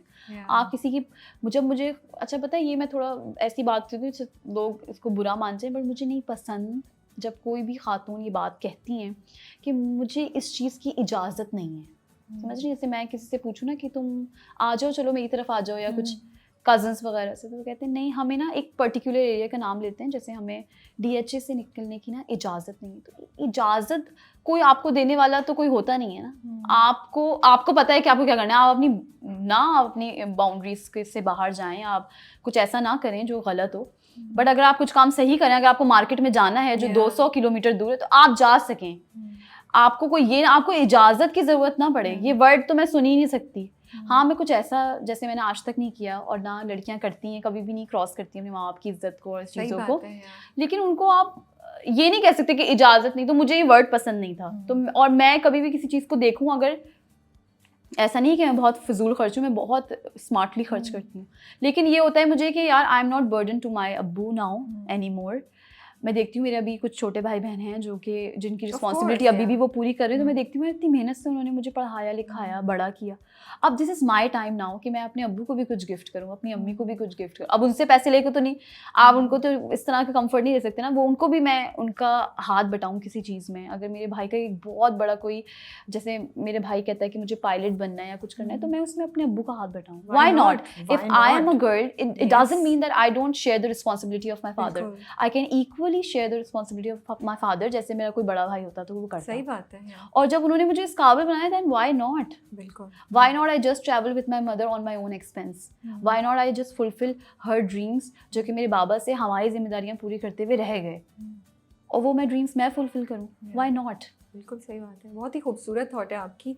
और आई ऑल्सो फील कि जब आप फाइनेंशियली स्ट्रांग होते हैं तो फिर इक्वल फुटिंग पे होते हैं ना। हाँ, फिर इजाज़त वाली बात ऑटोमेटिकली कम हो जाती है क्योंकि उनको पता होता है सामने वाली पार्टी को कि यार ये चलेगा नहीं सिलसिला। बैक टू वही जो आपने वीकनेस वाली बात बोली थी, जितनी आप, और उसका मतलब ये नहीं है कि आप कोई नाजायज़ बात करें या आप अपने पार्टनर को दबाने की कोशिश करें। इट्स जस्ट दैट कि I feel you are respected more if you are financially independent, तो फिर वो सिचुएशन भी बेहतर हो जाती है। सो टेल मी समथिंग, इतनी इंडिपेंडेंट है अपने थॉट प्रोसेस में, sometimes do you feel it's difficult कि मर्द ऐसी औरत को समझ सकें जो इतनी इंडिपेंडेंट एम्पावर्ड हो अपनी सोच में और डरती नहीं हो किसी चीज़ से? वो एक अलग कैटेगरी ऑफ मर्द है, मैं आपको बताऊँ, जो नहीं समझते इसको, जो ऐसी औरतों को नहीं पसंद करते, बिकॉज वो उससे उनकी इनसिक्योरिटीज हिट होती हैं ना, वो इनसिक्योर हो जाते हैं। ठीक है, उनके अंदर जो कमियां होती हैं, उनको लगता है कि यार एक स्ट्रॉन्ग इंडिपेंडेंट औरत आ गई तो हम तो नहीं चल पाएंगे यहाँ पे, लेकिन वो एक अलग है, एक अलग ग्रुप ऑफ लोग हैं जिनका माइंडसेट ऐसा चलता है that they can't bear the strong women. लेकिन मैंने ऐसे बहुत से लोग देखे हैं, ऐसे बहुत से मर्द हजरात देखे हैं जो अपनी औरतों की जो स्ट्रॉन्ग बिहेवियर होता है या जो उनकी जो औरतें स्ट्रॉन्ग होती हैं उनको बड़ा सपोर्ट करते हैं। और ऐसे भी हैं इस दुनिया में मर्द जो कि आपको आपकी इस बिहेवियर की वजह से पसंद करते हैं। तो और वैसे जैसे आप हैं, आपका पार्टनर, जब अल्लाह ताला ने रिस्पॉन्सिबिलिटी ली हुई है तो आपको वैसे ही मिलेगा जो आपकी इस चीज़ को अंडरस्टैंड करे, ठीक है। और अगर आप कोई भी रिश्ता अगर चलाना चाहते हैं ना तो उसमें आप 2 कदम वो चले अगर आगे और 2 कदम आप चलने आगे, वो कह रहा है कि उससे थोड़ा सा आप पीछे हो गए तो उसमें कोई मसला नहीं है, बट आपको keep moving with that person in your life. ऐसा नहीं है कि आप स्टक होके बैठ जाएं एक जगह पे और वो बंदा अकेले अकेले। Grow together, learn together. आपने अब जो भी आपकी ज़िंदगी के गोल्स हैं, अब मैं वो वर्ड यूज़ कर रही हूँ तो मुझे लग रहा है कि पता नहीं क्या बोलेंगे कि एम्बिशियस ख़वातीन की खतरनाक होती हैं। लेकिन आपने बहुत अच्छी बात बोली है, आपने एक बहुत की बात बोली है अभी कि उसने 2 कदम लिए हैं और वो चाह रहा है कि आप 1.5 कदम चलें। So it's okay. ऐसा नहीं है कि नहीं जो तुमने ले लिए तो मैं भी 2 लूंगी, मैं साथ चलूंगी, नहीं पीछे चल रहा हूँ। You can have a conversation. कभी वो 1.5 कदम ले लेगा जाके आगे, तो मुझे नहीं लगता कि आप ऐसी कोई बात करिए कि नहीं भाई मैं तो 2 कदम ही उठाऊंगी, 2 कदम नहीं उठाऊंगी तो मैं नहीं चल रही, मैं यहाँ रुक गई। ऐसा कुछ नहीं कह रही है, ऐसा कुछ भी नहीं चल सकता। I think I find your view very balanced माशाल्लाह से, और इसकी ही जरूरत है और इसीलिए हम ये सब बातें भी कर रहे हैं क्योंकि बहुत कम सीख जाए कोई कुछ चीज सीख जाए, पता है आप। और लड़कियों को हिम्मत भी बनती है कि भाई if she can think like that तो why can't I think like that, you know. और बहुत से मर्द हजरात भी एडमायर कर रहे होंगे आपको कि नॉट बैड, अच्छा प्रोसेस है, यू नो। ये अच्छा है ना, बैलेंस रखना पड़ता है आपको लाइफ में, इवन औरतों को भी और मर्दों को भी, सबको। हमारे यहाँ आधे से ज्यादा लोग तो ये समझते हैं कि भाई औरत का काम है शादी को चलाना। नहीं, ऐसा नहीं है। कभी भी गाड़ी एक पहिए पे चल ही नहीं सकती, उसके 2 पहिए हों एटलीस्ट तो वो गाड़ी चलेगी। And then supporting these are kids, ठीक है। तो आप हमेशा आप एक रिश्ता चलाएंगे, चाहे वो हस्बैंड वाइफ का हो, चाहे वो अम्मी अब्बू का हो, चाहे वो बहन भाइयों का हो, अगर एक तरफ से भी उसके अंदर हल्की सी वो हो गया तो वो प्रॉपर रिश्ता चल नहीं पाएगा। ये बताएं अल्लाह से क्या कॉन्वर्सेशंस करती हैं आप, कितना स्ट्रॉन्ग बिलीफ है और क्या? नहीं, मेरा स्ट्रॉन्ग बिलीव है इसमें। तो मैंने अल्लाह का शुक्र है माशाल्लाह ज़िंदगी में मैंने जो भी अल्लाह ताला से मांगा है ना, अल्लाह ताला ने मुझे वो दिया है। और मैं इस चीज़ पे बिलीव रखती हूँ कि जब भी मैं कुछ अल्लाह से कह देती हूँ ना, बस अब वो 4-5 दिन में बस होने ही वाला है, ऐसा होता है माशाल्लाह। और मैं जब ऐसा होता है कि मैं कभी ट्रैवलिंग में होती हूँ या कभी शैतान भी आ जाता है तो मैं ना, मेरी नमाज़ें अगर स्किप हो जाती हैं तो मेरे अंदर एक अजीब सी बेचैनी हो जाती है और कुछ मेरे साथ ऐसा हो जाता है कि अल्लाह ताला वापस अपनी तरफ बुला लेता है। तो मुझे लगता है कि मेरा कनेक्शन जो है ना बड़ा स्ट्रॉन्ग है अल्लाह ताला से माशाल्लाह से। और ये तब मुझे ऐसा होता है जब मैं कोई भी नहीं होता और जब मैं और अल्लाह ताला के हम लोग जब आपस में, मैं जब अल्लाह ताला से बात कर रही होती हूँ, तब मुझे ऐसा लगता है कि जब आप मी टाइम में अल्लाह ताला के साथ होते हैं ना, वो आपकी सोल की, आपके हर चीज़ की बका है वो चीज़। सही बात आप इतना सेटिस्फाई फील करते हैं। अभी मेरी लाइफ इतनी नेगेटिविटी में चल रही होती है कि यार क्या हो गया, ये हो गया, वो हो गया, एंड देन जब मैं नमाज़ पढ़ना शुरू कर दूँ या जब मैं नमाज़ एक ही वक्त ही पढ़ लूँ और मैं अल्लाह ताला से बात कर लूँ और मैं रो लूँ मुसल्ले पे, तब मुझे ऐसा लगता है कि यार सब चीज़ें ठीक हो गई, जबकि सिचुएशन वही होती है, कुछ भी नहीं ठीक हुआ होता है, लेकिन आप अंदर से बहुत सेटिस्फाई हो जाते हैं, आपकी रूह को एक ग़िज़ा मिल जाती है and then you are satisfied. कुछ हो भी रहा तो आप कहते हैं यार होने दो, ऐसा हो जाता है। ट्रू। तो मेरा तो ये बिलीव है, जब बिलीव क्या है, ये मेरी प्रैक्टिस भी है, जब मैं बहुत ज़्यादा किसी चीज़ पे डाउन हो जाती हूँ या जब मैं बहुत ज़्यादा किसी चीज़ के बारे में सोच रही होती हूँ तो आई जस्ट प्रे और फिर मेरी प्रॉब्लम्स दूर हो जाती हैं या मैं सेटिस्फाई हो जाती हूँ मेंटली। आजकल शादियों का ज़माना है, बहुत शादियाँ हो रही हैं, मंथ ऐसा है ना, साल का एंड है तो छुट्टियाँ, शादियाँ, ये सब कुछ हो रहा है। तो 2 चीज़ें जिसमें मुझे लगता है कि हमें बात करनी चाहिए और जो मेरे गेस्ट आएंगे मैं उनसे यही कॉन्वर्सेशन ज़रूर इसमें रखूँगी। पहली चीज़ तो ये, आप निकाहनामा पढ़ेंगी अपना? सोचा है आपने ये बात, ये कॉन्वर्सेशन होती है, क्या लड़कियों को अपना निकाहनामा पढ़ना चाहिए? आपका क्या पॉइंट ऑफ व्यू है इस पर? खुद फिल करना चाहिए आपको आपका निकाहनामा, खुद। मैं यही करूँगी और ये इंशाल्लाह खैर आफियत से, और जब सही ये मेरा राइट है, ये अल्लाह ताला ने मुझे दिया है, ठीक है। मैं अपना निकाहनामा खुद फिल करूँगी क्योंकि फिर मैं उसकी रिस्पॉन्सिबल हूँ ना। जब मेरी बात हो रही है उसमें तो मैं खुद क्यों ना फिल करूँ। और मैं जो वो एक बड़ा सा कट नहीं लगा देते हैं औरतों के राइट्स पे, वो सब फिल होगा जितना ज़रूरी है, जितना ज़रूरी है, जिसमें आपका मंथली एक्सपेंस होगा, आपके हक महर की रकम होगी, आपके दीगर अखराजात होंगे, आपके राइट्स होंगे जिसमें आप सब कुछ रख सकते, सब इस्लाम में हमें हक हासिल है। अगर इंसान देखें, ज़्यादातर हमारे माशरे में जो इस्लाम की तबलीग करते हैं ना, इस्लाम को फैलाते हैं, वो है मर्द हजरात। वो ये पॉइंट्स हमारे सामने बहुत मुश्किल से ही आने देते हैं, लेकिन अगर आप खुद रीड करें तो इस्लाम ने आपको हर चीज़ का हक दिया हुआ है, इवन शर्त रखने का भी हक दिया हुआ है। निकाह से पहले औरत ये शर्त रख सकती है, कोई भी शर्त रख सकती है, उसमें कोई पाबंदी नहीं लगाई है उस पर कि तुम ये शर्त नहीं रख सकती, या ये तो बिल्कुल बुरी बात है नहीं। हर शर्त औरत रख सकती है, चाहे वो किसी भी नौयत की। आपने पढ़ा है क्या निकाहनामा? ये आपको इतना डिटेल में मैंने, मेरी बहन की शादी हुई तो फिर मैंने निकाहनामा पढ़ा, और उसमें जब मैंने वो क्रॉस देखा तो जब वो मुझे उसको भी समझ आया, मैं छोटी थी, मैं खामोश रही। लेकिन अब आपको हिट कर, लेकिन अब मुझे ये बात है कि ये चीज़ें आगे जाके आपकी लाइफ में आती हैं, इस पे डिबेट बनती हैं, इस पे मसले मसाइल क्रिएट होते हैं। इससे बेहतर ये है कि वो आप खुद फिल करें। वो आप ही की बात हो रही है, आप फिल कर लें, आपको जायज़ नहीं, आप लिख सकते हैं, आप वो फिल करें, ठीक है। और फिर जाके उसकी बोली जाए, जो भी आपका दूल्हा होता है उससे जाके उसकी इजाज़त ली जाए कि भाई ये चीज़ें हैं, कॉन्वर्सेशन हो, आप इस पे अग्री हैं। जब वो अपनी अग्रीमेंट दे देगा इतने सारे गवाहों के सामने, और उसने अपनी अग्रीमेंट दे दी है लड़की ने इतने सब कुछ लिख लिखा के, तो फिर तो कोई प्रॉब्लम बनेगी नहीं ना। फिर तो बोलेंगे you are responsible for this, आपको दे दिया था इतना बड़ा राइट, और आप यकीन करें उसके बाद आधे से ज़्यादा मसले तो वैसे ही सॉल्व हो जाएंगे। हम इस टॉपिक पे इसीलिए बात करें, जो लोग हमें सुन रहे हैं, लड़कियां तो आप ज़रूर पढ़ें, माएँ हैं तो अपनी बेटियों को पढ़ाएं, फुप्पो खाला कुछ भी हैं तो अपनी भांजियों भतीजों को, और फादर्स हैं तो प्लीज़ अपनी बेटियों को इस प्रोसेस में इन्वॉल्व करें। ये हमारा एक वो है, पता होना चाहिए। मुझे आपकी कमल इतनी अच्छी बात लगी कि आपकी चीज़ें तो आपको पता तो हो, what are you getting into. Second, जहेज़ के बारे में आप क्या सोचती हैं? बहुत दफ़ा हम कहते हैं कि अगर हम अफोर्ड कर सकते हैं पेरेंट्स, तो क्यों नहीं दिया जाए जहेज़, you know. I don't believe in this.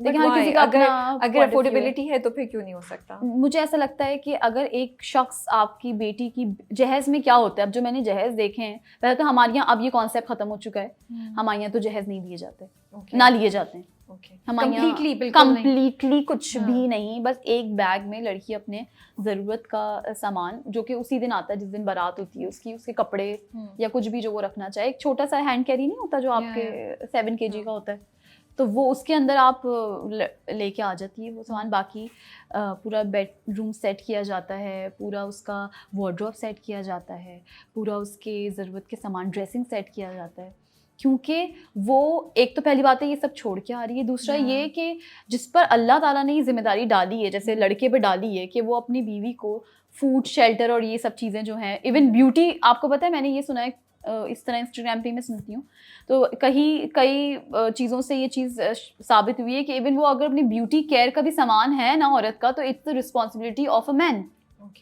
Yes, तो अगर वो चीज़ें रखी हुई हैं जो उसी की जिम्मेदारी अल्लाह ताला ने बनाई हैं, जब वो इनिशियल स्टेज पे अपनी बीवी को ये सब चीज़ें नहीं दे सकता, तो एक तो पहली बात तो उसको शादी नहीं करनी चाहिए। सही बात, ठीक है ना। दूसरी बात ये कि आप वालिदैन को ये चीज़ देखनी चाहिए कि वो चाहे कितने भी अमीर कबीर हों, लेकिन उनको देखना चाहिए कि जिसके हाथों में वो अपनी बच्ची को दे रहे हैं, एटलीस्ट वो उसको एक बिस्तर पे सुलाने लायक है कि वो उसको एक बेड प्रोवाइड करे जिस पे वो सो सके, एक अच्छा सेट हुआ हुआ रूम प्रोवाइड करे जहाँ वो अपनी ज़िंदगी गुजार सके। अगर वो बंदा इस काबिल नहीं है तो आप शादी डिले कर लें, जब वो इस काबिल हो जाए तब अपनी बेटी को उसके हाथों में दें, क्योंकि माँ बहुत मेहनत से अपनी बेटियों को पाल पोस के बड़ा करते हैं। इसलिए नहीं कि वो किसी की खिदमतें करें जाके, या वो अपने घर से ही सामान ले गए। एक तो मैंने जहेज़ में मैंने वो भी देखा, टूथब्रश और क्या नाम है, फेस वॉशेस और ये वो चीज़ें, शैम्पू, ये तो मतलब ये तो एक औरत की तरफ से गिफ्ट, औरत को मर्द की तरफ से गिफ्ट होना चाहिए ना, कि वो जब जाए तो बोले यार इसने मेरी ज़रूरत का सारा सामान इधर रखा हुआ है। These are the small gestures जो कि उसको एहसास जाते हैं कि वो अहम है, सामान अहम नहीं है, उसकी एक अहमियत है, उसका एक ख्याल है। तो मुझे तभी मैं आई एम अगेंस्ट इट, चाहे मुझे कोई कितना भी, तो मुझे क्रिटिसाइज ही करते हैं तो लोग, लेकिन आई एम अगेंस्ट इट। मैं तो इसकी चीज़ की बिल्कुल भी हक में नहीं हूँ। आई थिंक एक और रीज़न जिसकी वजह से हम इस टॉपिक पे बात कर रहे हैं, इसलिए कि येस, बहुत दफ़ा आप एक वर्ड होता है मुझे याद नहीं है, मतलब आप में इस्तात है कि आप अपनी बच्ची को कुछ दे सकें, लेकिन you are also setting up an example so many people जो नहीं दे सकते, और ये चीज़ तभी ख़त्म होगी जब जो लोग अफोर्ड कर सकते हैं जब वो देना बंद करें। जब वो देना बंद करेंगे, एक नॉर्म सेट होगा, तभी वो तमाम लोग जो एक्चुअली जिनकी कैपेबिलिटी नहीं है, जिन पे इतना प्रेशर फील होता है, क्योंकि आज तक ये चीज़ एग्जिस्ट कर रही है। यार माँ बाप को तो कुछ हासिल ही नहीं होता ना। हम अपने माँ बाप को देखते हैं अगर, या इर्द गिर्द के माँ बाप जो हमारे रिश्तेदार हैं उनको देखते हैं अगर, तो हम देखते हैं कि उनको कुछ हासिल नहीं हुआ, अब मजीद उनकी जिंदगी परेशानियों में चली गई, मजीद उनके जो खड़े हुए सर थे वो झुक गए। I hate this concept. और ये तभी मुमकिन है जब सामने वाले बंदे को उसकी रिस्पॉन्सिबिलिटी का एहसास दिया जाए that you are responsible for each and every happiness of my daughter and you are answerable to me, I am not answerable to you at all. Because why वो सब कुछ छोड़ छाड़ के आप जाएं एंड देन एंड में answer भी आप करें और ऐसे भी आप खड़े हो। I don't like this. And also just to clarify, we mean कि जो भी उनकी कैपेबिलिटी हो, हम उनको अननेसेसरीली बोझ किसी मत पे नहीं डाल रहे कि नहीं बड़ा लाविश बेडरूम और ये सब चीज़ें। वी जस्ट मीन दैट एक डिसेंट बेसिक नेसेसिटी जो भी आपकी कैपेबिलिटी है वो ठीक है जी। लेट्स मूव ऑन टू मेरी बहू है। कैसा आया ड्रामा आपके पास और क्यों करने का सोचा आपने? मेरे पास आफ्टर में आयशा कॉल आई थी, हम टीवी से ही आई थी, और वो मेरा कुछ इरादा नहीं था खास करने का, क्योंकि मैंने देखा था कि बहुत बड़ी कास्ट है और ऐसे dramas usually they take a lot of time to finish such dramas जिसकी इतनी बड़ी कास्ट हो और अच्छी कास्ट हो, बिकॉज डेट्स वगैरह के इशू की वजह से। तो I was looking for a drama जो कि जल्दी ख़त्म हो जाए, बिकॉज मेरा ट्रैवल होता है। तो बट मुझे बड़ा बोला, सारे जो अथॉरिटीज़ होती हैं उन्होंने बोला प्लीज़ आप करें, हमारे साथ काम नहीं कर रही हैं और वापस आने करिए। तो मैंने कहा चलो लेट्स डू इट। फिर they're agreed on my terms, तो फिर मेरे पास कोई बहाना एक्सक्यूज़ बचा नहीं था। तो फिर मैंने वो ड्रामा किया और मुझे उसको करके बहुत मज़ा आया, बिकॉज जो ईमान मेरा कैरेक्टर था वो बड़ा एक नेचुरल कैरेक्टर है। इस तरह की हमारे माशरे में कोई 10,000 लड़कियां होती हैं, सही बात है, जो अपने माँ बाप की फर्माबरदार होती हैं और वो अपने माँ बाप की मर्ज़ी से शादी कर लेती हैं और उसी घर को अपना घर मान लेती हैं और बड़े ताबेदार होती हैं। उसको दिखाया कि अपनी फुप्पो की भी बड़ी ताबेदार है, अपने पेरेंट्स की भी ताबेदार है, शादी होगी तो शौहर के साथ भी अच्छी है, घर बना रही है, सादगी से रहती है और कोई हायर एक्सपेक्टेशंस उसकी हैं नहीं। लेकिन फिर उसके बाद फिर वो दिखाया है कि वो इतना किस्मत ऐसे खेल करती है कि वो एक स्ट्रॉन्ग इंडिविजुअल बनती है। तो मुझे उसके अंदर स्क्रिप्ट में 2-3 चीज़ें थी जो मुझे नहीं पसंद, बिकॉज ऑफ माई पर्सनल, कि मुझे इतनी औरत की वो नहीं पसंद।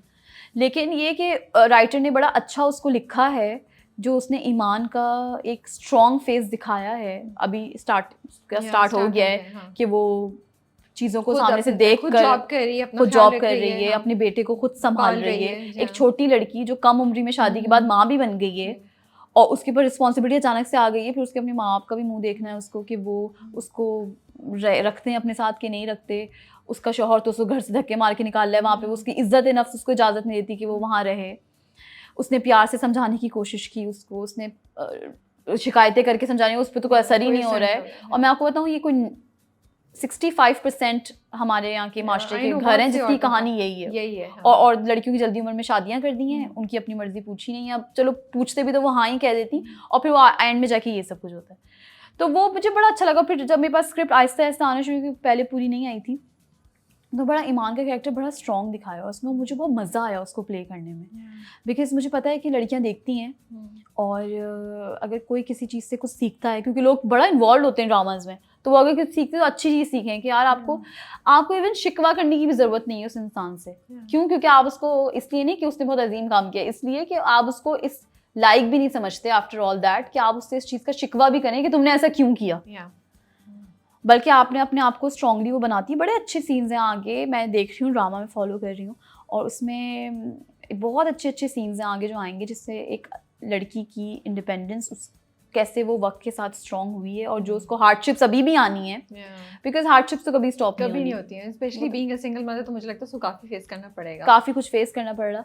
तो उसका, लेकिन फिर भी उसने अपना डिग्निटी का साथ दिया। आई लव दोज वुमेन जो कि अपनी ना डिग्निटी को कहीं पे भी लेट गो नहीं करने देती हैं, कहती है नहीं हमारी डिग्निटी कम्स फर्स्ट। ट्रू, क्योंकि आधे से ज़्यादा ख़वातीन तो अपना घर इसलिए निभा रही हैं बैठ के क्योंकि उन्होंने डिग्निटी को खुद ही नीचे रख के कहीं गायब कर दिया है कि यार ये है ही नहीं, डिग्निटी तो है ही नहीं।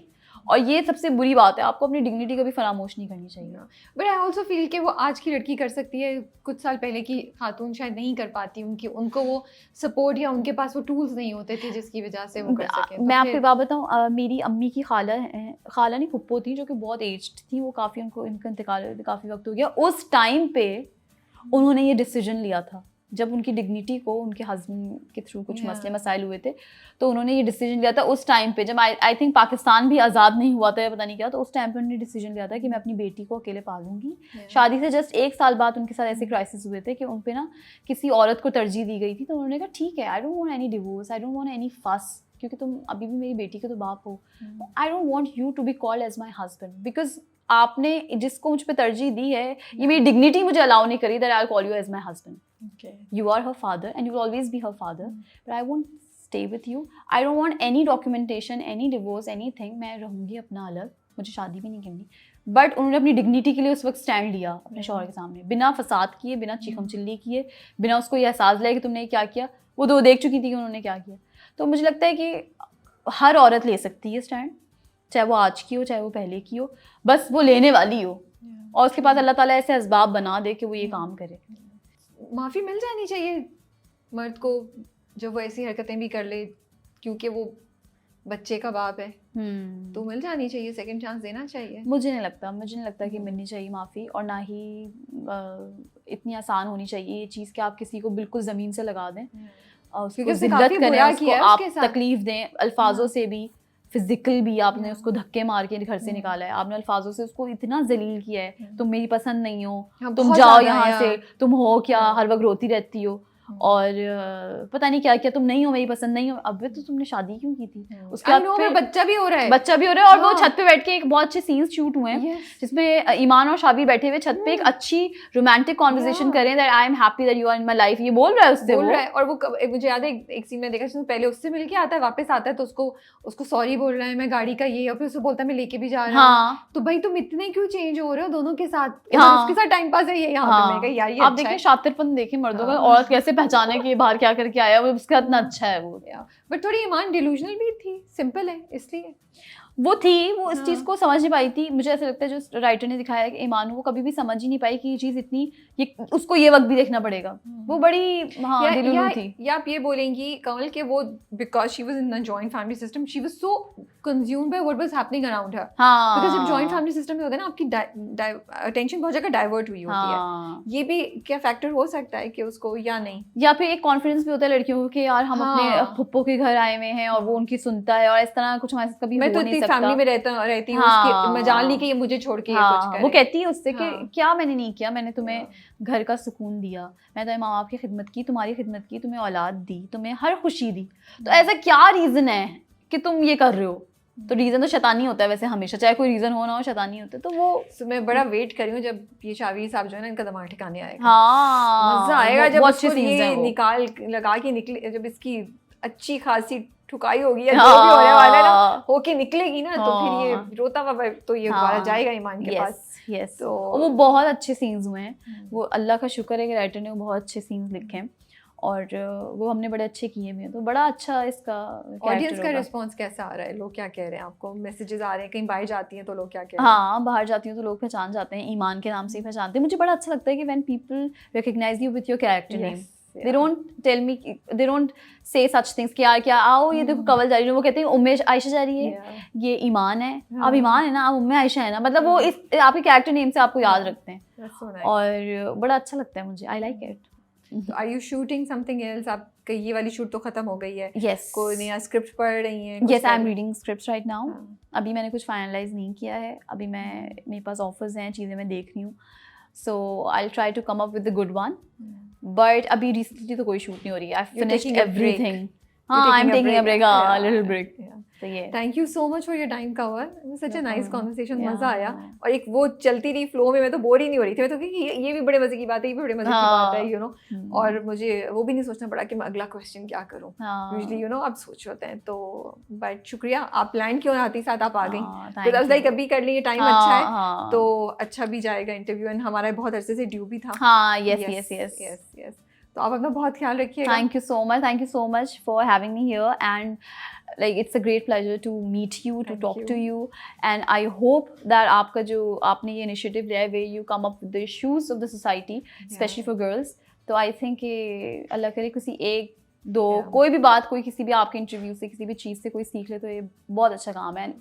Congratulations for everything. Thank you so much. बस कोशिश करते हैं कि कुछ एक कॉन्वर्सेशन स्टार्ट हो जाए, कुछ अगर प्रैक्टिकली हम बहुत जाके कुछ कर नहीं सके तो एक बातचीत तो स्टार्ट हो, जो सुन रहे लोग उनके जहन में आए तो सही। क्या पता कल कोई फादर अपनी बेटी को बुलाए, निकाहनामा पढ़ो बेटा और मुझे बताओ तुम क्या चाहती हो, तो ये हमारी अचीवमेंट बहुत जबरदस्त हो जाएगा। ये बहुत जबरदस्त हो जाएगी। तो अगर ऐसा हुआ तो आप कमेंट्स में आके जरूर बताइए मुझे भी। आप अपना बहुत ख्याल रखिए Kawal. We wish you all the best. Thank you. अल्लाह हाफिज।